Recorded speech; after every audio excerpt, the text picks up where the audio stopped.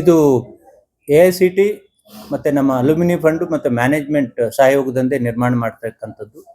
ಇದು ಮೊದಲನೇ ವರ್ಷದ ವಿದ್ಯಾರ್ಥಿಗಳು, ಇಂಜಿನಿಯರಿಂಗ್ ವಿದ್ಯಾರ್ಥಿಗಳು ಏನು ಬರ್ತಾರೆ, 1ನೇ ಮತ್ತು 2ನೇ ಸೆಮಿಸ್ಟರ್ ವಿದ್ಯಾರ್ಥಿಗಳಿಗೆ ಈ ಸ್ಕಿಲ್ ಕೊಡ್ತಕ್ಕಂಥ ಒಂದು ಇನಿಷಿಯೇಟಿವ್ ಏನು AICT ಮತ್ತು VTU ನೋಡ್ ಮಾಡಿತ್ತು, ಅದರ ಅಂಗವಾಗಿ ಇದನ್ನು ಮುಂದುವರಿಸ್ಕೊಂಡು ನಾವು ಕೂಡ ಇದನ್ನು ಎಸ್ಟಾಬ್ಲಿಷ್ ಮಾಡಿದ್ದೀವಿ. ಇದರಿಂದ ಸುಮಾರು ಫಸ್ಟ್ ಇಯರ್ ಓದ್ತಕ್ಕಂಥ 3500 ವಿದ್ಯಾರ್ಥಿಗಳಿಗೆ ಪ್ರಯೋಜನ ಆಗ್ತದೆ. ಅದರ ಜೊತೆಗೆ ನಮ್ಮ ಸುತ್ತಲೂ ಇರತಕ್ಕಂಥ ಪ್ರಾಥಮಿಕ ಶಾಲಾ ಮಕ್ಕಳಿಗೂ ಕೂಡ ಈ ಸ್ಕಿಲ್ ಲ್ಯಾಬನ್ನು ನಾವು ಅವ್ರಿಗೆ ತೋರಿಸ್ಬಿಟ್ಟು ಈ ಥರದ್ದು ಸ್ಕಿಲ್ಲನ್ನು ತಾವು ಕಲಿಬೇಕು ಅಂತ ಮುಂದಿನ ಭಾರತ ನಿರ್ಮಾಣಕ್ಕೆ ಇದು ಬಹಳ ಭದ್ರವಾದಂಥ ಬುನಾದಿ ಹಾಕ್ತಕ್ಕಂಥ ಕೆಲಸ. ಯಾಕಂದರೆ ಅಕಾಡೆಮಿಕ್ಸ್ ಜೊತೆಗೆ ಸ್ಕಿಲ್ ಬೇಕು, ಟ್ರೈನ್ಡ್ ವಿದ್ಯಾರ್ಥಿಗಳು ಬೇಕು, ನಮಗೆ ಹ್ಯಾಂಡ್ಸ್ ಆನ್ ಎಕ್ಸ್ಪೀರಿಯನ್ಸ್ ಇರ್ತಕ್ಕಂಥವ್ರು ಬೇಕು, ಇಂಡಸ್ಟ್ರಿ ರೆಡಿ ಇರ್ತಕ್ಕಂಥ ಇಂಜಿನಿಯರಿಂಗ್ ಗ್ರಾಜ್ಯುಯೇಟ್ ಬೇಕು ಅಂತ ಏನು ವಿಷನ್ ಡಾಕ್ಟರ್ ವಿದ್ಯಾಶಂಕರ್ ಸರ್ ಏನು ವಿಷನ್ ಹಾಕೊಂಡು ಇವತ್ತು VTU ಮುನ್ನಡೆಸ್ತಾ ಇದ್ದಾರೋ, ಅದೇ ವಿಷನಲ್ಲಿ ಇವತ್ತು ನಾವು ಕೂಡ ಒಂದು ಹೆಜ್ಜೆ ಮುಂದೆ ಇಟ್ಬಿಟ್ಟು ಇವತ್ತು ಈ ಸ್ಕಿಲ್ ಲ್ಯಾಬು ಮತ್ತು ಐಡಿಯಾ ಲ್ಯಾಬು ಇನಾಗ್ರೇಟ್ ಮಾಡಿದ್ದೀವಿ. ನಮ್ಮ ಮ್ಯಾನೇಜ್ಮೆಂಟ್ ಪರವಾಗಿ ಡಾಕ್ಟರ್ ರಾಗಿಣಿ ನಾರಾಯಣರವರು, ನಮ್ಮ ಎಜುಕೇಷನ್ ಟ್ರಸ್ಟ್ನ ದತ್ತಿಗಳಾದಂಥವರು ಅವಿರಾಮ್ ಶರ್ಮಾ ಸರ್ ಮತ್ತು ಡಾಕ್ಟರ್ ದಯಾನಂದ್ ಪೈ ಅವರ ಆಶೀರ್ವಾದದೊಂದಿಗೆ ಇವತ್ತು ಈ ಐಡಿಯಾ ಲ್ಯಾಬ್ ಉದ್ಘಾಟನೆ ಮಾಡಿದ್ದೀವಿ. ಸರ್, ಇದರಿಂದ ಏನು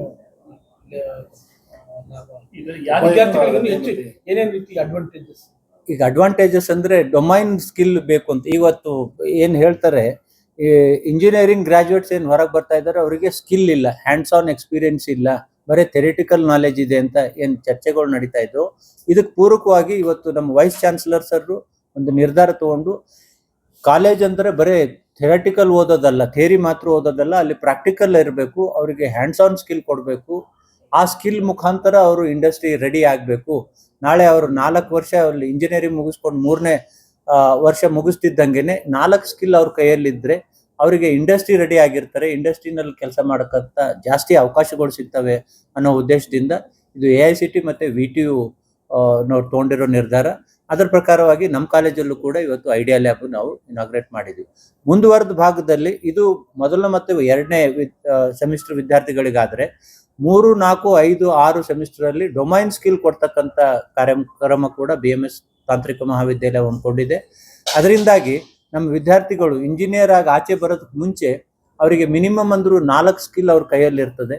ಯಾವತ್ತು ಅವ್ರು ಇಂಡಸ್ಟ್ರಿಗೆ ಹೋಗ್ತಾರೋ, ಟ್ರೈನಿಂಗಿಗೆ ಹೋಗ್ತಾರೋ, ಅವರು ಇಂಟರ್ವ್ಯೂಗೆ ಹೋಗ್ತಾರೋ, ಅವಾಗ ಈ 4 ಸ್ಕಿಲ್ ಏನು ಪಡೆದಿರ್ತಾರೋ ಅದರಿಂದಾಗಿ ಜಾಬ್ ಆಪರ್ಚುನಿಟಿ ಜಾಸ್ತಿ ಆಗೋ ಎಲ್ಲ ಸಂಭವ ಕೂಡ ಇರ್ತದೆ. ಹಾಗಾಗಿ BMS ಕಾಲೇಜ್ ಆಫ್ ಇಂಜಿನಿಯರಿಂಗ್ ಈ ನಿಟ್ಟಿನಲ್ಲಿ ಇಂಥದೊಂದು ಹೆಜ್ಜೆ ಇಟ್ಟಿದೆ ಅಂತ ಹೇಳಕ್ಕೆ ಬಹಳ ಸಂತೋಷ ಆಗ್ತದೆ. ಒಳ್ಳೆ ಯೋಜನೆ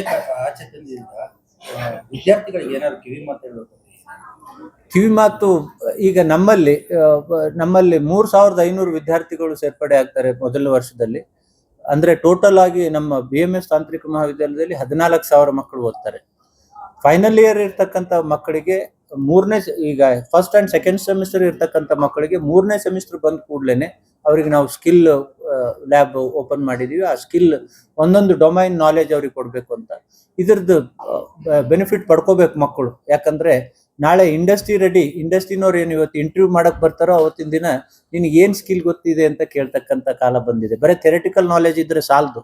ಸೊ ಹಾಗಾಗಿ ಈ ನಿಟ್ಟಿನಲ್ಲಿ ನಾವು ಅವರಿಗೆ ಅವ್ರ ಡೊಮೈನಲ್ಲಿ ಅಂದರೆ ಆಯಾ ಸ್ಪೆಷಲೈಸೇಷನ್, ನಾವೇನು civil, mechanical, electrical, computer science ಅಂತ ಹೇಳ್ತೀವೋ ಆ ಡೊಮೈನಲ್ಲಿ ಈ 4 ಸ್ಕಿಲ್ ಕೊಡ್ತಕ್ಕಂಥ ಕೆಲಸ ಮಾಡ್ತಾ ಇದ್ವಿ. ಅದರಿಂದಾಗಿ ಉದ್ಯೋಗ ಅವಕಾಶ ಜಾಸ್ತಿ ಆಗ್ತದೆ.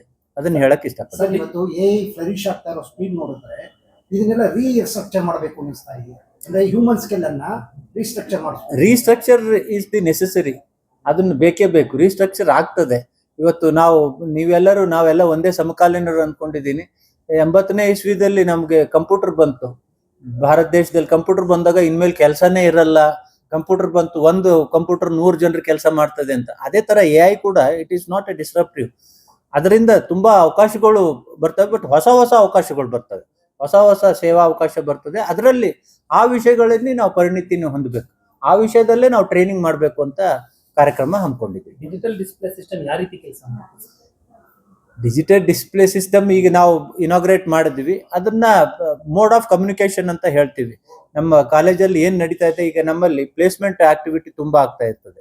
ಆ ಪ್ಲೇಸ್ಮೆಂಟ್ ಯಾವಾಗ ಆದ್ರೂ ಪ್ಲೇಸ್ಮೆಂಟ್ಗೆ ಯಾವ ಇಂಡಸ್ಟ್ರಿ ಬರ್ತಾ ಇದೆ, ಅವ್ರ ರೂಪರೇಷೆಗಳೇನು, ಏನ್ ರಿಕ್ವೈರ್ಮೆಂಟ್ ಇದೆ ಅದನ್ನೆಲ್ಲ ನಾವು ಡಿಸ್ಪ್ಲೇ ಮಾಡಿಬಿಟ್ಟು ಮಕ್ಕಳಿಗೆ ಅದರಿಂದ ಅವೇರ್ನೆಸ್ ಕೊಡ್ತಕ್ಕಂಥ ಕಾರ್ಯಕ್ರಮ ಹಮ್ಮಿಕೊಳ್ತೀವಿ.